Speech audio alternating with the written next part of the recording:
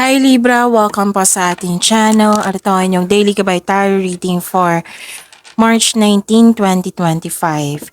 Please be reminded kung naka-resonate kayo, comment down. Kung hindi kayo naka-resonate, ibigay niyo po sa ipa kasi channel reading po ito.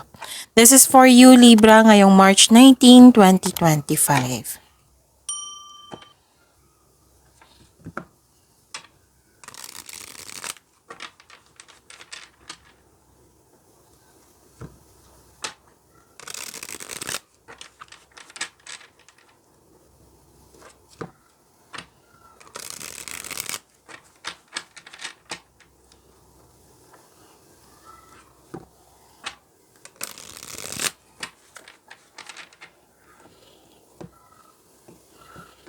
Para po ito sa inyo Libra ngayong March 19, 2025. Maraming salamat po sa inyong patuloy na suporta at maraming salamat din po sa mga hindi nag-skip ng ads. Gamitin ang reading na ito bilang gabay lamang sa mga hindi pa nag-subscribe. Subscribe na po kayo at click bell notification para malaman nyo na may bago tayong video. Para sa mga gustong magpa-reading po, may lumabas dyan sa screen nyo ngayon. Panoorin nyo po at sundin ng instruction. Spirits Guide, mga ganap po para kay Libra ngayong March 19, 2025. I need 3 cards po.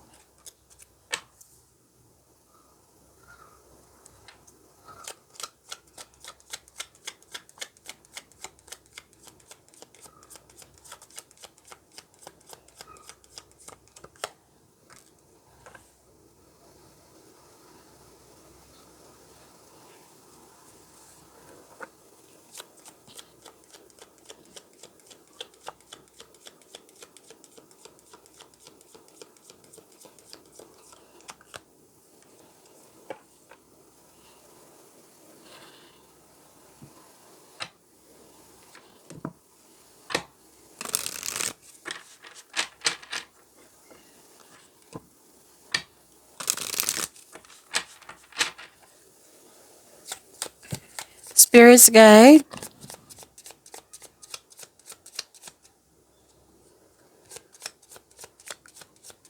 Mga mensahe po para kay Libra ngayong March 19, 2025.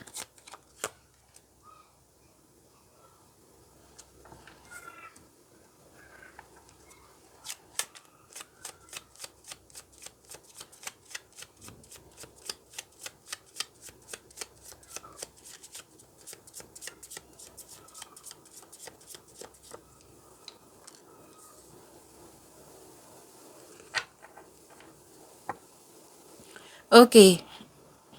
Libra, ngayong March 19, 2025. Mag-ingat po kayo kasi dalawang cards po nagsabi dito na may taong maluloko or nanloko sa'yo. Oo, nag-spy, nag-observe, mahilig din magmanipula, mahilig mag-react, may gusto siyang kunin sa'yo. Malalaman niyo po ito, Libra, kasi malakas sa inyong intuition. Now, kung bago kayo dito, kung paano kung hindi niyo alam kung paano mag-connect sa inyong intuition, i-search niyo po sa Google on how to connect to your intuition. Kasi marami pong paraan yan. Yun, i-check nyo, basta doon kayo sa legit na website, okay? Libra. Mag-ingat kayo sa kanya, ha? So, itanong nyo po sa inyong intuition kung sino ito para siguradong sigurado kung sino yan. Nakita ko rin dito, mas lumawak yung ambisyon mo sa buhay, nagkaroon ng time for reflection. Yes. And mukhang hindi ka okay the other day. Kahapon, the other day pa, or last week. Pero, don't worry kasi may nakita naman akong recovery dito. Yes, recovery. May nakita kong recovery at saka may support akong nakikita dito, grupo ng tao na nagbigay ng suporta sa'yo. Some of you na nag-spend time sa nature, nag-grounding, nag-meditate, and okay. May nakita rin ako ditong personal development and spiritual growth. Okay?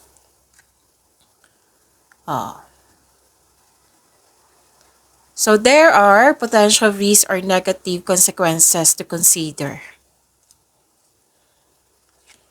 And it's a reminder to embrace change and uncertainty. So may changes. Spirits Guide, ano pa yung energy ni Libra ngayong March 19, 2025?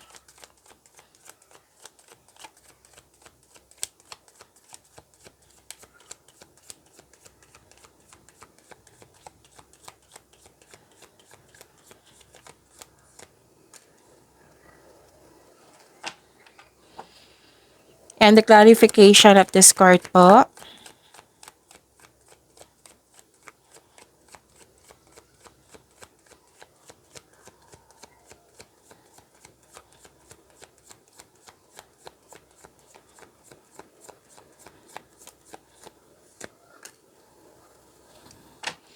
Okay. Kung may narinig kayo or may nakita kayong repeating message, meaning to say, pinupush ng cards niyan kasi ang ilan sa inyo hindi pa binigyan ng attention.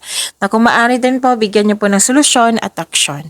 Remember, Libra, at the end of the day, alam mo na ikaw lang taong may kakayahan at responsable na gumawa ng sarili mong katotohanan at kinabukasan. So, ano yung energy ni Libra? Nakikita ko dito na nagkaroon po ng okay, panlilin lang to. So, 'di ba? Dalawang card dito at isang card dito so far. May panlilin lang. Mag-ingat kayo, Libra. Pwede din, or kung wala, pwede din gumagawa kayo ng konkretong plano ngayon. Plan, strategy. Pero sabi kasi ng card dito, mas nangingibabaw yung energy na hindi totoo sa inyo. Mag-ingat kayo sa ibang tao at bagay. Huwag niyong ibunyag lahat yung plano mo. Oo, huwag niyong ibunyag yung plano mo at maging mapagmasid. Baka nagsasabi ka ng mga next action mo dyan, tapos sinisiraan nila, sinisira nila, minamanipulan nila. Kaya mag-ingat kayo. Kung pwede, i-keep mo na lang yan, Libra. Mga sinungaling, nagbabackstab, may tinatago, plastic, may tao dito na hindi ka binigyan ng halaga, walang pakialam sa iyo. Yan, panlilin lang at pagsisinungaling. Kitang-kita ko dito naka-highlight. Pwede din nag-white lies kayo ngayon para sa ikakabuti ng lahat. So yun ha, mag-ingat kayo sa taong ito. Kung pwede, kung may mga desisyon kayo dyan, may plano kayo dyan, i-keep mo muna. Kung pwede, kung gusto mo talaga i-express, then do a, journal. Mas safe yan. Pasuri mo pa kung ano yung dapat i-improve pa, may solusyon sa problema dyan. Okay? Bumuo kayo ng diskarte upang makuha ang gusto mo, sabi ng card. Or umiwas, bago maging toxic yung mga tao or toxic yung place.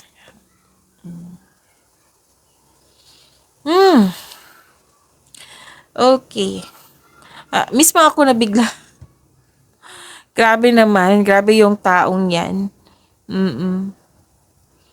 Okay. May nakita ko ditong nalungkot ka sa mga nangyari, lalo na sa deception, nang dahil sa toxicity. So, sabi ng card, diba, na umiwas kayo. Oo. Kasi magbibigay ito ng stress sa inyo eh. May silver linings and moving on. Nagpasya ka na mag-move forward. So, this is hope and healing. This is growth. Which is, lumabas dito yung recovery and growth, right? Lumabas dito sa tarot cards nyo. So, nag-clarify, pay attention. That is a repeating message. So, naka-move on ka na lahat sa mga nangyari na hindi mo nagustuhan at tanggap mo na ang mga nangyari. Pinatawad mo na sila at higit sa lahat ang sarili mo. This is good. Ang ganda. Why? Kasi bihira lang yan pagtanggap pagtanggap sa mga nangyari, diba? Nakikita ko dito na, sige, ganyan pala sila. Nasaktan ako, and i-process ko to at mag-move on ako kasi I love myself. Bibigyan ko ng action para maiwasan ko na tong toxicity na ito. Basta napahangan niyo ako kasi naggawa kayo ng action para hindi kayo mahirapan. Hindi na kayo mahirapan kasi hindi mo deserve na masaktan ng ganito Nang dahil sa mga toxicity na nangyari. Okay? Spirits Guide, Career and Money po ni Libra ngayong March 19, 2025.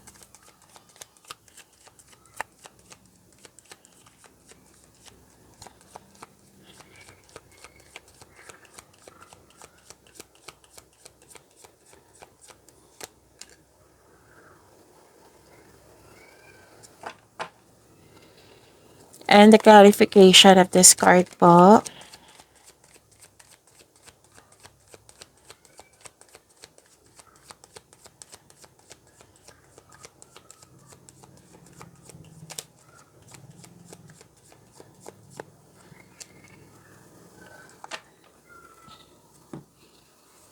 Okay.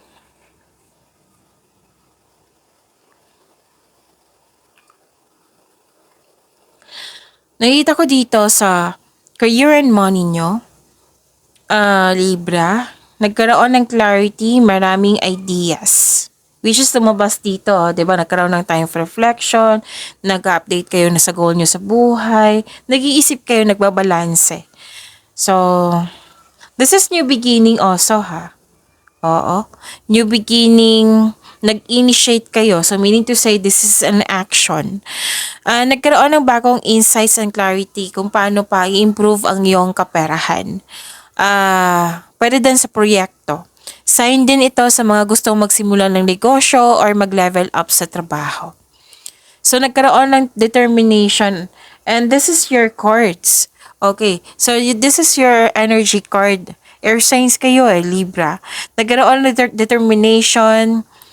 Meron kang new ideas na agad mong binigyan ng aksyon para magkaroon ng maagang resulta.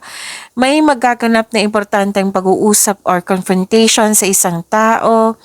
Ang advice dito, makinig po daw kayo. Makinig at magtiwala sa inyong intuition. Kasi ito yung magagabay sa iyo kung ano yung next action mo patungo sa success, patungo sa right path, patungo sa success. At nakita ko dito yung improvement sa inyong communication skills.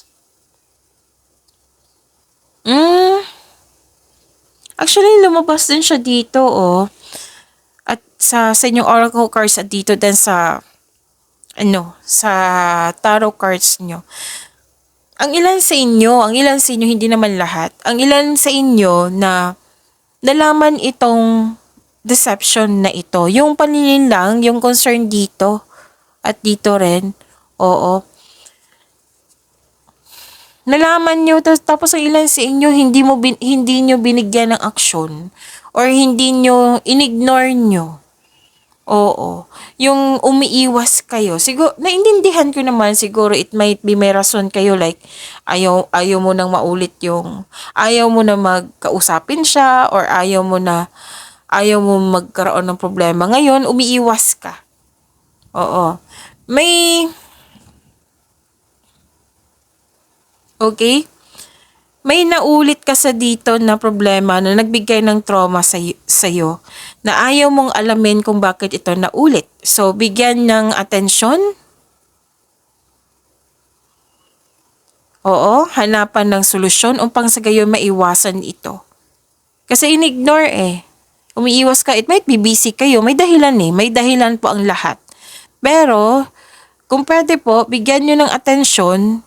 Kasi it might be mas bibigat yung problema mas bibigat yung problema kung hindi mo bibigyan ng attention. So, now, sabi ng card dito, bigyan nyo po daw ng attention. Hanapan nyo ng solusyon. Okay? Kumbaga, wag nyong iwasan. Face it. Face your fears with confidence. Okay? Spirits Guide. Love Life, Self-Love, Partnership, and Romance ni Libra ngayong March 19, 2025.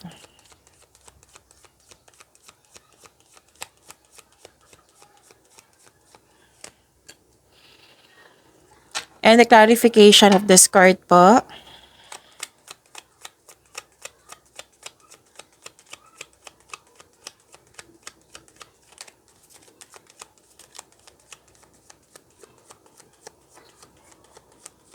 Para kay Libra, Maraming salamat po sa patuloy na tiwala, suporta sa ating channel. At maraming salamat din po sa mga hindi nag-skip ng ads. Okay?